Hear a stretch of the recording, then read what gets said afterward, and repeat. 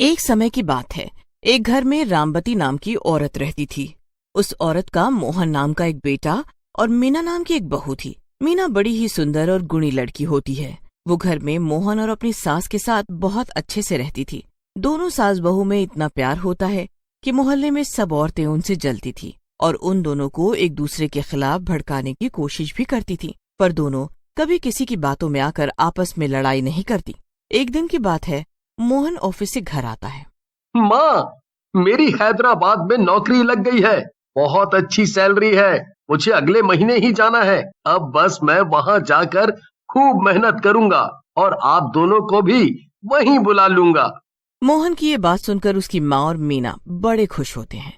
एक महीने बाद मोहन हैदराबाद के लिए निकल जाता है। तब घर में बस मीना और उसकी सास रामबती रह जाते हैं। मोहन के जाने के बाद दोनों सास बहू कुछ काम करने की सोचती हैं। हमें अब कोई न कोई छोटा मोटा काम करना चाहिए जिससे हम दोनों अपना गुजारा आकर कर सकें और हमें मोहन से मदद ना लेनी पड़े।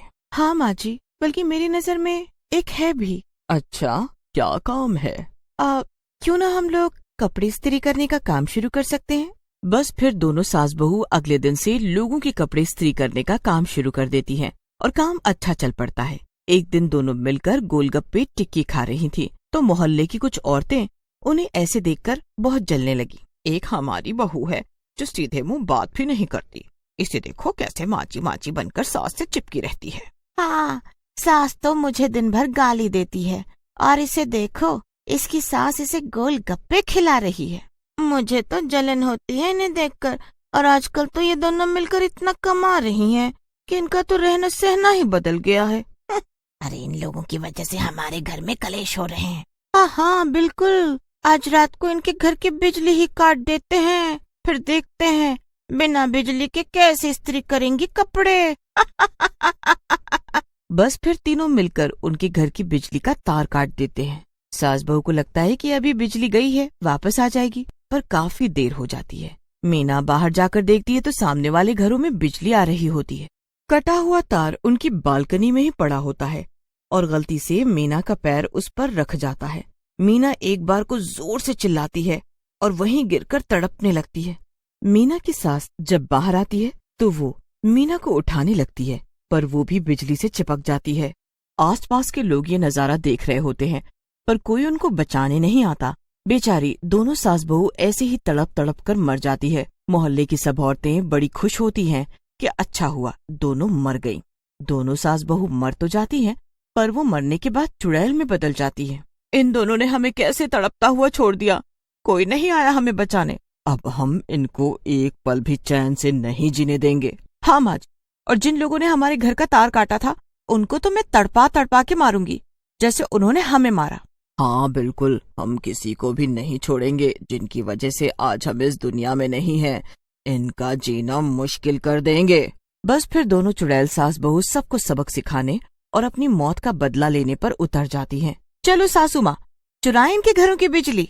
हाँ, इनको बड़ा शौक था ना हमारे घर की बिजली काटने का और फिर मरते वक्त हमारा तमाशा देखने का। अब हमारी बारी है, चलो जल्दी। बस फिर दोनों सबसे पहले सावित्री के घर जाती हैं। सावित्री मजे में एसी की हवा खा रही होती है कि तभी दोनों चुड़ैल उनके घर की सारी बिजली जादू से अपने घर की तरफ कर देती हैं। अरे भाई, ये बिजली को भी क्या हुआ, अभी ही जाना था। फिर दोनों चुड़ैलें बिमला के घर जाती हैं। बिमला मजे में टीवी देख रही होती है कि तभी उसके घर की बिजली भी दोनों चुड़ैल सास बहू काट देती हैं। भगवान, मेरा फेवरेट सीरियल आ रहा था, ये क्या हो गया। उसके बाद दोनों चुड़ैल सास बहू शीतल के घर जाती हैं कि तभी उसके घर की बिजली भी चली जाती है और मशीन बंद हो जाती है। अरे भाई, ये क्या हो गया, अभी तो मेरे ढेर कपड़े पड़े थे, ऊपर से ये गर्मी, अब क्या होगा।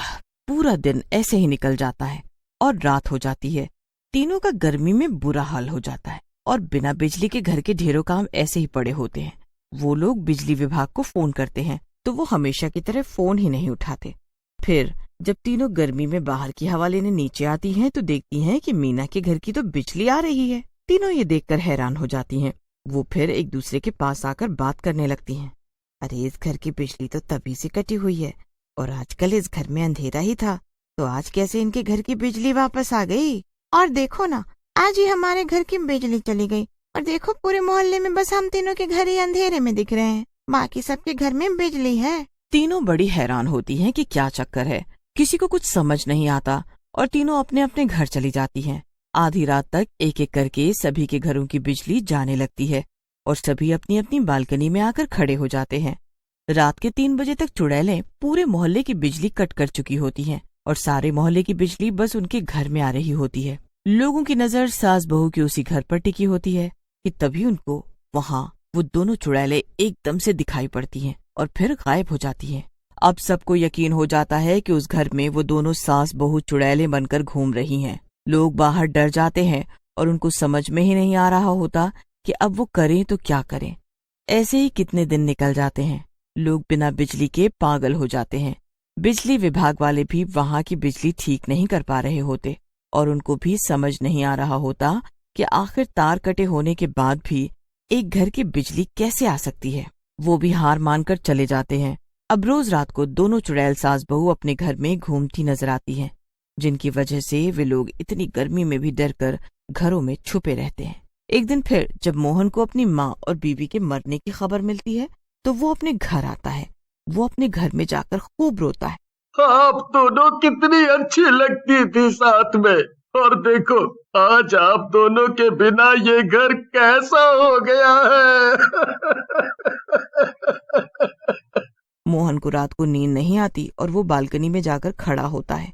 मोहन को वहाँ वही कटा हुआ तार पड़ा दिखता है। मोहन को ऐसे ही काफी दिन निकल जाते हैं। मोहन को कभी कभी घर में 2 औरतों की परछाई भी दिखती है। फिर एक दिन मोहन के घर के बाहर 14-15 साल का लड़का आता है।